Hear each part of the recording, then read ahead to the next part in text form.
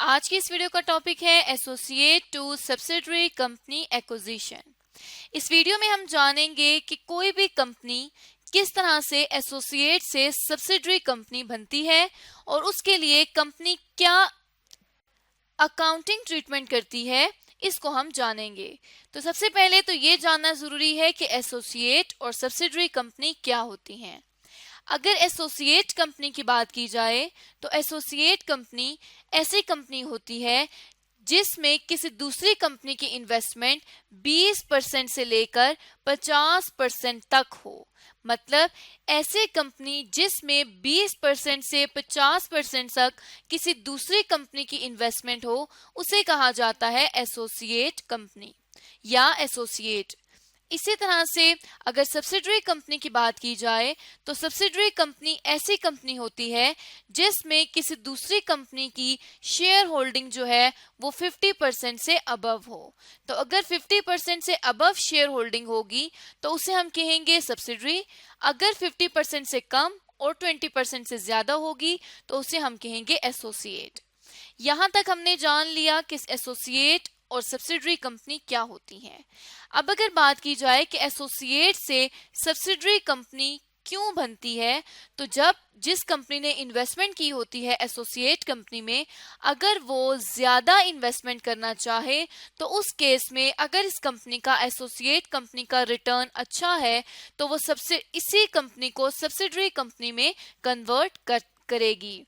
या फिर अगर कंपनी को कंट्रोल चाहिए होगा एसोसिएट कंपनी पे, तो तब वो कंट्रोल हासिल करने के लिए एसोसिएट से सब्सिडरी कंपनी में कन्वर्ट करेगी अपनी इन्वेस्टमेंट को, और फिर जो है वो कंट्रोल करेगी किस तरह से, डिसीजन मेकिंग लेकर।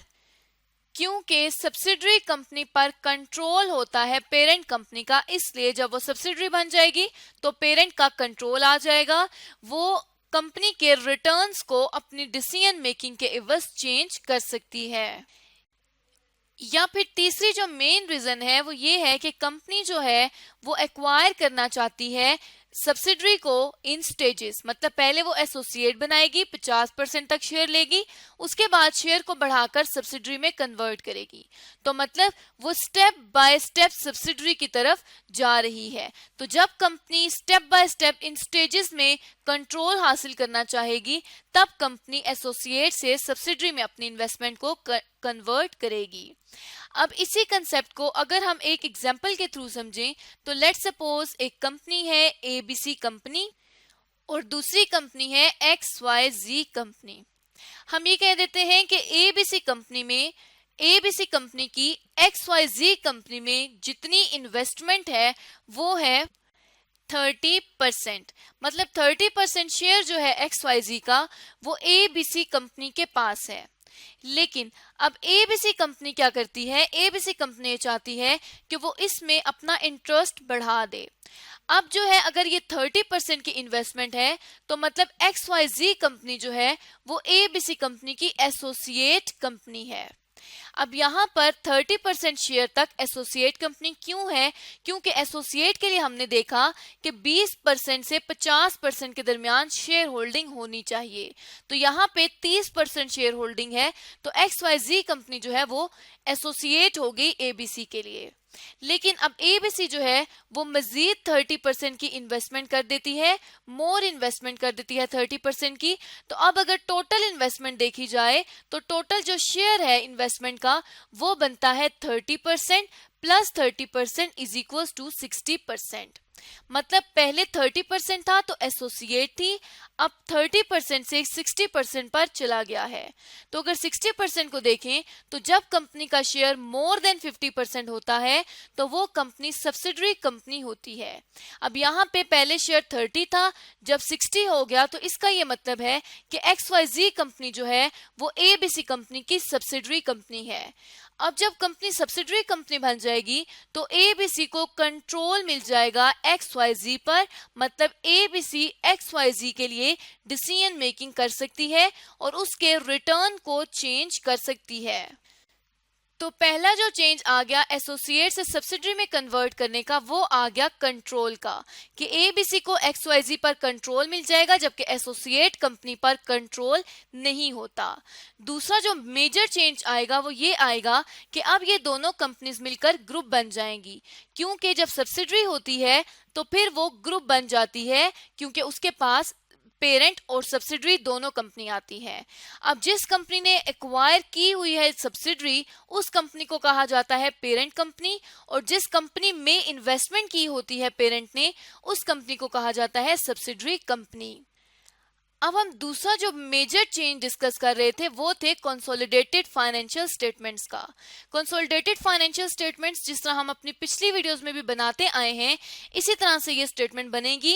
इनमें क्या हो जाएगा कि दोनों कंपनियों का डेटा जो है वो कंबाइन हो जाएगा। कौन सा डेटा कंबाइन होगा? दोनों कंपनीज की सेल्स, दोनों कंपनीज के एक्सपेंसेस, उनके एसेट्स और लायबिलिटीज। तो फाइनेंशियल स्टेटमेंट्स के ये सारे जो आइटम्स हैं, इनको कंबाइन कर दिया जाएगा जब कंपनी एसोसिएट से सब्सिडरी में कन्वर्ट होगी, और फिर कंसोलिडेटेड फाइनेंशियल स्टेटमेंट्स बनाई जाएंगी। क्योंकि इन स्टेटमेंट्स को बनाने के लिए हमने एक रिक्वायरमेंट पढ़ी थी पिछली वीडियोस में, वो ये थी कि कंपनी को सब्सिडरी कंपनी होना जरूरी है कंसोलिडेटेड स्टेटमेंट्स बनाने के लिए। तो अब यहाँ तक हमने देख लिया कि कंपनी किस तरह से चेंज होती है। अब अगर इस चेंज से रिलेटेड अकाउंटिंग ट्रीटमेंट्स देखे जाएं, तो अकाउंटिंग को किस तरह से परफॉर्म किया जाता है। तो सबसे पहली जो बात आ जाएगी वो ये आ जाएगा, पहला अकाउंटिंग ट्रीटमेंट, कि कंपनी रीमेजर करेगी प्रीवियसली हेल्ड इक्विटी इंटरेस्ट को फेयर वैल्यू पर। मतलब कि जो इंटरेस्ट रिकॉर्डेड होगा वो स्टेटमेंट में इस तरह से रिकॉर्डेड होगा कि इन्वेस्टमेंट इन एसोसिएट, लेट सपोज के ₹45,000 की जो इन्वेस्टमेंट है वो की गई है, और इसको स्टेटमेंट ऑफ फाइनेंशियल पोजीशन में फिक्स एसेट्स में रिकॉर्ड किया गया है। लेकिन अब ये तो कैरिंग वैल्यू है, जिस वैल्यू से जो इन्वेस्टमेंट है वो रिकॉर्डेड है बुक्स में। लेकिन अब कंपनी ने क्या करना है, इसको रीमेजर करना है। कंपनी ने ये देखना है कि अगर इसी तरह की सेम इन्वेस्टमेंट इसी तरह की कंपनी में की जाए तो उसकी कितनी वैल्यू होगी। तो उसे हम कहते हैं कि ये फेयर वैल्यू है। अब अगर फेयर वैल्यू देखी जाए तो हम कह देते हैं कि इसने रीमेजर करनी है फेयर वैल्यू। हम सपोज करते हैं कि फेयर वैल्यू जो है वो इसी इन्वेस्टमेंट की 50,000 रुपीज है। तो अब ये 40,000 पे नहीं बल्कि इसको रीमेजर करके 50,000 पे कन्वर्ट कर देना है। उसके बाद जब रीमेजरमेंट कर लेनी है तो दूसरे अकाउंटिंग ट्रीटमेंट की तरफ आना है और रिकॉग्नाइज करना है कोई गेन या लॉस, और उसको रिपोर्ट करना है प्रॉफिट एंड लॉस स्टेटमेंट में, consolidated profit and loss statement में।